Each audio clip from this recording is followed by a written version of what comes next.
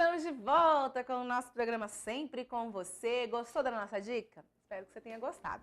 Tô aqui com o CD, DVD do Tony Alisson que eu vou sortear amanhã aqui no nosso programa, tá bom? Se quiser participar, 3349-1015 ou mandar sua mensagem de texto com seu nome, telefone e bairro, 99347-0532.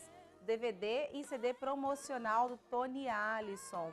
O nome é Sustenta ao Fogo, tá bom? Se quiser então participar com a gente, 3349-1015, 99347-0532. Sorteio amanhã, tá bom, no programa? Vou deixar até ele aqui para ele te dando água na boca para você poder ligar aí e participar com a gente. E eu recebo hoje com muito carinho, mais uma vez, Dr. Leandro Provenzano, bem-vindo. Obrigado, prazer estar aqui novamente para tirar as dúvidas dos telespectadores. É verdade, a gente também está feliz em te receber aqui, né? Hoje vamos falar sobre a lei do saque, a gente falou disso já tem uns 2 anos. Isso. Olha só, e fica sempre muito recente, né? Inclusive essa semana aconteceu um episódio aqui na TV com uma de nossas colaboradoras, né? E eu falei para ela, tem que ligar lá no saque, comunicar, e a gente vai falar disso também, viu? Beleza. Mas vamos começar definindo então o que é, né, o saque. Certo.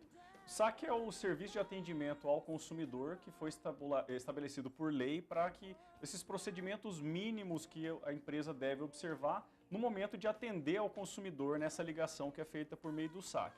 Então ele vai disciplinar quais são as normas mínimas exigidas por essas empresas para com o consumidor. Então, qual que é o tempo máximo que o consumidor pode esperar na linha, como deve ser feito isso, se ele pode ser transferido para um outro atendente ou não, deve colocar suas informações, deve passar essas informações antes de ser atendido por alguém. Então, ela disciplina como que deve ser esse atendimento por meio do telefone ao consumidor. Tem de fato, uma lei do saque? Isso, existe uma lei do saque.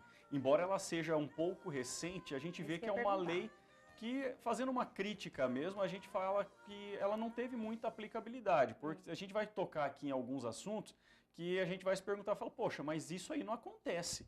Embora a lei determine que seja assim, isso não é o que acontece. Só para dar um exemplo, ela fala que você pode ser transferido no máximo uma vez.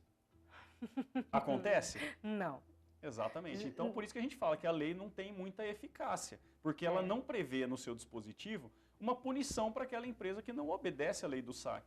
E para isso a gente espera que o judiciário seja um pouco mais firme nessa hora de cobrar a aplicação da lei. Então, se a empresa não cumprir, deve o judiciário penalizar essa empresa, senão a lei não tem eficácia alguma. É uma letra morta que a gente fala muito comumente, porque se ela não tem uma sanção, para que eu vou respeitar? É verdade. Então a gente pode falar que essa lei ela não tem uma supervisão, alguém que veja por que isso está acontecendo. Porque eu sei que, por exemplo, tempo de espera em telefone é reclamação, né? A gente às vezes liga, a própria atendimento da famosa URA, né? Que eles falam que é aquela atendente virtual. Né, que dá uma raiva que a pessoa fala, alô, aí você acha que a pessoa está falando com você, você responde, achando que é, né? Exatamente. Que é alguém, e na verdade não é, porque ali você tem que digitar um monte de coisas. Fora quando a própria ligação cai, né? Agora, Leandro, quais são as regras que norteiam o atendimento do saque? Bom, são várias delas. A primeira é que não pode haver transferência de atendente quando você vai fazer uma reclamação ou um pedido de cancelamento.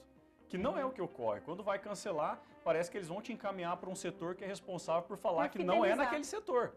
Né? Ou a gente por um nunca setor consegue. que vai te fidelizar. Exatamente, ele vai tentar te convencer a não sair desse plano. Então temos outras regras. Tirando para o caso de banco, que a espera deve ser de no máximo 45 segundos, nos outros casos a espera máxima tem que ser de 1 minuto. Também não vemos isso acontecendo quando a gente liga num saque. Então tem várias outras regras, que é a questão de armazenamento das gravações, eles têm que manter essas gravações por até 90 dias. O registro da gravação deve ser feito em até 2 anos, ele deve manter essa informação no seu sistema em até 2 anos. E vários outros dispositivos que a gente vê que ao pé da letra não vem sendo cumprido por parte dessas empresas. E aí qual que é a punição para essa empresa? A própria lei do saque, ela estabelece que ela deve ser punida de acordo com a parte de infrações que o próprio Código de Defesa do Consumidor já prevê. Então o consumidor pode fazer uma reclamação no PROCON, ele pode ajuizar uma ação, só que qual é a punição? O ideal é que a lei já previsse, no caso da empresa, do consumidor, ser lesionado por falta do cumprimento da lei do saque, ele deve receber uma indenização ou uma multa por parte da empresa, sei lá, de R$100. Isso aí já seria uma forma de coibir, porque cada vez que a empresa descumprisse e o consumidor pudesse provar isso em juízo, ele receberia essa multa, que poderia ser aplicada pelo PROCON, poderia ser aplicada por um juizado especial, mas como não tem essa sanção, fica muito cômodo para a empresa descumprir a lei, porque ela não vai ser punida. Os órgãos regulatórios... O que tem havido, então, Leandro, quando há esse tipo de reclamação com relação ao próprio saque? Pois é, o que acontece normalmente é que a pessoa ajuiza uma reclamação no PROCON, o PROCON notifica a empresa e eles fazem ali um acordo administrativo, fala que dali para frente ela vai passar a cumprir. E no caso de reincidência, o PROCON tem multado as empresas. Só que o que acontece? Quando o consumidor não vê uma satisfação naquele problema, ele acaba não reclamando. Muita gente fala isso até mesmo do boletim de ocorrência, né? Houve um furto, não teve vítima, eu não vou nem fazer o BO porque não adianta nada. Só que esse fato de não comunicar o boletim de ocorrência faz com que as estatísticas fiquem erradas, eles não sabem onde investir o efetivo do policial naquela região. E isso acontece também na lei do saque. Se o consumidor não reclama, como que o PROCON vai aplicar uma multa para aquela empresa que é reincidente se não tem a reclamação? Então é dever do consumidor também manter esse banco de dados do PROCON atualizado. Toda vez que uma empresa não cumpriu a lei do saque, deve esse consumidor sim registrar uma reclamação no PROCON. Porque no caso de reincidência, com absoluta certeza, o PROCON vai autuar essa empresa para que ela mude o seu jeito de agir com o consumidor. Agora, essa lei do saque, ela funciona para todos os saques, né? Todo, seja de telefonia celular, telefone fixo, saque de uma caixa de TV a leite cabo. que eu comprei, né? TV a Isso. cabo e tudo mais. Eu tenho experiências, assim, inclusive, de saque. Saque e ouvidoria, eles são a mesma coisa? Eles estão na mesma... Não. no O mesmo- saque ele é um canal de comunicação da empresa com o consumidor. A ouvidoria ela já é acionada quando não houve um cumprimento, por exemplo, do Entendi. próprio saque. O banco que não obedeceu, você ligou, Entendi. tentou falar com o funcionário, não conseguiu resolver, o caminho certo para você registrar essa reclamação é na ouvidoria, que é quando você tentou solucionar o problema e não conseguiu pelos próprios mecanismos dessa empresa mesmo. Porque, por exemplo, né, a gente já soube de casos, eu mesmo já resolvi casos pelo saque de um papel que ele tinha que sair inteiro, ele estava saindo rasgado. Eles mandaram pelo próprio saque, conversando, tudo certinho, pediram o número do lote, mandaram uma nova caixa daquele mesmo material. Inclusive, essa semana a gente teve um acontecimento, né, de uma pessoa que comprou uma caixa de leite e na quarta caixa de leite, por exemplo, ela foi tomar e sentiu como se fosse ácido puro. Então, o cheiro estava diferente, tudo estava diferente. Talvez nesse momento, né, tenha que entrar em contato com o saque, né? E até, o que seria melhor a pessoa proceder nesse caso? Bom, nesse caso, como é algo mais grave, né, que pode causar aí uma infecção intestinal na pessoa, o ideal é, além de comunicar o saque, eu acho que seria até um segundo passo, mas o primeiro dele é procurar um médico, um posto de saúde, exatamente para ver se não vai ter que fazer uma lavagem estomacal e tudo mais. O próximo passo seria também avisar a vigilância sanitária, que é o órgão competente para fiscalizar essa questão de alimentação, lote de produto e tudo mais. E aí sim, posterior a isso, uma questão menos urgente, fazer uma reclamação no próprio saque ou até na ouvidoria, porque também é interesse da empresa resolver esses problemas. A gente volta até no tema do último programa que a gente conversou sobre o direito também do consumidor para as empresas, né? Esse saque é um meio de você fidelizar também aquele consumidor. É um modo pelo qual você tem também de colocar esse consumidor do seu lado, pedir desculpa, mandar um produto novo, às vezes até fornecer um brinde para esse consumidor como um pedido de desculpa. Isso é muito válido. A empresa pode se utilizar desse saque para exatamente fidelizar aquele consumidor e ter ele para o resto da vida consumindo seus produtos.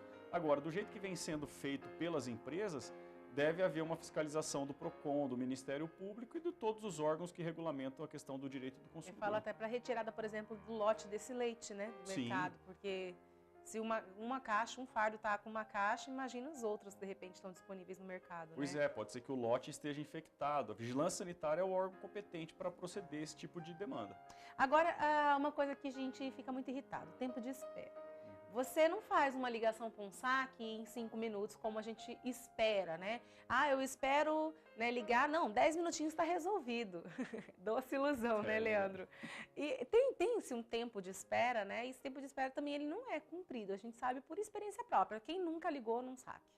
O que a lei disciplina é que você não pode esperar mais que 1 minuto durante uma transferência, não é para resolver o problema. Porque para resolver o problema, eles falam que tem até 5 dias para a empresa resolver um problema. Não que você vai ficar 5 dias na ligação, mas o que acontece é exatamente isso aí. Esse prazo de 1 minuto nunca é cumprido. A maioria das empresas não cumpre. Agora, uma empresa que consegue fazer um call center, ou serviço, esse saque, de uma maneira eficiente, muitas vezes ele não precisa nem que você ligue para ele. Hoje as grandes empresas de telefonia estão fazendo os assistentes virtuais. E aí você clica lá no aplicativo qual que é o problema, minha internet está lenta. Aí ele mesmo já reinicia por ali sem a presença de uma presença humana ali para proceder a algum tipo de manutenção do sistema e ele já faz automaticamente isso. É uma forma muito mais hábil, muito mais eficaz de resolver o problema para o consumidor e que vai trazer satisfação para todo mundo. E aí é aquilo que a gente sempre prezou. Há uma harmonia nessa relação de consumo. O consumidor se sente satisfeito e a empresa também não gasta com um funcionário que vai ter que treinar, capacitar a todo momento para resolver a demanda do consumidor.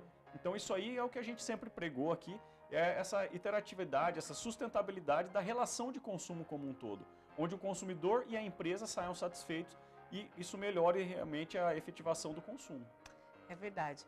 Agora, com relação ao horário de funcionamento, Leandro, a gente vê às vezes que tá funcionando de tal hora a tal hora. Isso pode, porque a gente não sabe quando a gente vai precisar, né? O momento que a gente vai precisar. Pois é, a lei estabelece que só aquelas grandes empresas, que é o caso que a gente já citou aqui, é banco, plano de saúde, questão também de TV a cabo, telefonia, elas são regulamentadas pela lei do SAC. E essas grandes empresas, elas têm que estar no ar 7 dias por semana, 24 horas por dia. Então, a qualquer momento deve ter ali um call center apto a receber as reclamações do consumidor.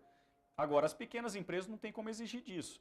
Vamos supor que tem um bar aqui da esquina que ele tem que ter o SAC? Não precisa. O SAC é o dono, né? É o próprio dono. Então ele não vai estar disponível 24 horas por dia. Agora, essas grandes empresas que são o objeto final, né, o destinatário final da lei, elas devem manter o SAC 7 dias por semana, 24 horas por dia.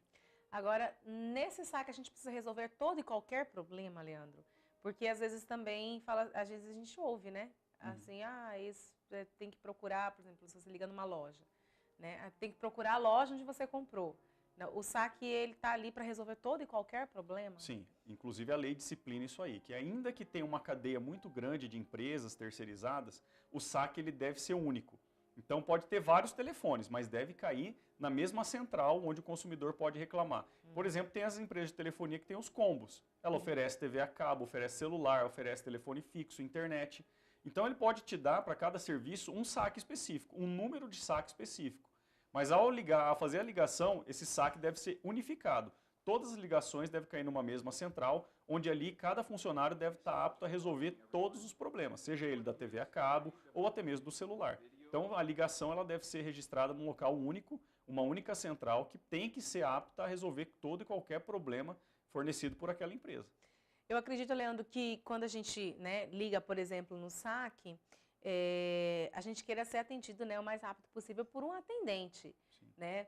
E a gente vê que cada vez mais tem se informatizado a forma de atendimento. Às vezes você liga, só naqueles atendentes virtuais você fica cerca de 5 minutos. Aperta isso, aí você aperta um errado, você tem que voltar para o 0 para poder começar apertando tudo de novo. E você nunca sabe, de fato, o direcionamento daquilo. Sim. Né? Você fala assim, aperte aqui para conta. Aí você aperta para conta, aí na outra era para conta fixa, né? Então, você acaba apertando errado, tem que voltar.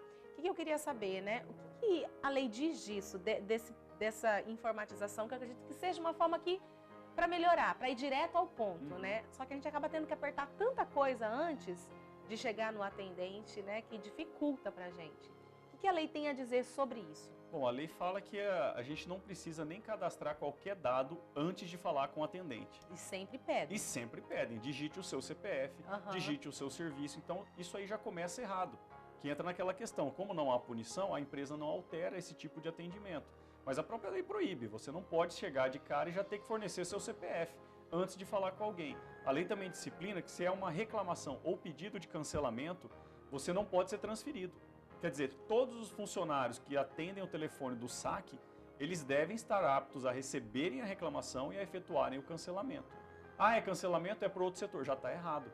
A lei disciplina isso aí, proíbe isso aí, só que a gente volta naquela primeira questão. Qual que vai ser a punição para a empresa? Se o consumidor reclamar de maneira reiterada no PROCON, ela vai ser autuada. Mas eu nunca recebi nenhuma reclamação de autuação de empresa por causa de não observância da lei do SAC. Eu nunca ouvi uma reclamação, uma informação do PROCON falando que autuou uma empresa por descumprimento da lei do SAC. Isso aí não existe. Muito provavelmente porque os consumidores não formalizem as reclamações e o PROCON fique de mãos atadas na hora de autuar a empresa. porque o PROCON ele pode fazer advertências e tudo mais. Mas uma punição mais pesada, ela só vai vir com a reincidência da empresa no mesmo ato. Se ela não resolver aquele problema no mês e os consumidores continuarem reclamando no PROCON, ela pode sim aplicar uma multa, e até multas pesadas, multas milionárias. Mas se não tem essa reclamação no PROCON, porque o consumidor acha que não vai acontecer nada, ou é que ele não vai ter um proveito disso aí, acaba ficando dessa forma e a empresa não é acionada a mudar o seu jeito de trabalhar. Por isso que é importante a gente não achar que é coisa boba, né, Leandro? Sim, com certeza. Não achar que é besteira. A gente passa muita raiva e a gente vê, às vezes, no atendimento do saque. Eu mesmo passei uma raiva esses dias de uma atendente extremamente mal educada. E eu fiquei com tanta raiva que eu desliguei o telefone. Eu falei assim, eu não quero mais falar com você. E desliguei o telefone porque eu fiquei muito brava. Porque eu falo, você está ali para prestar um serviço, né?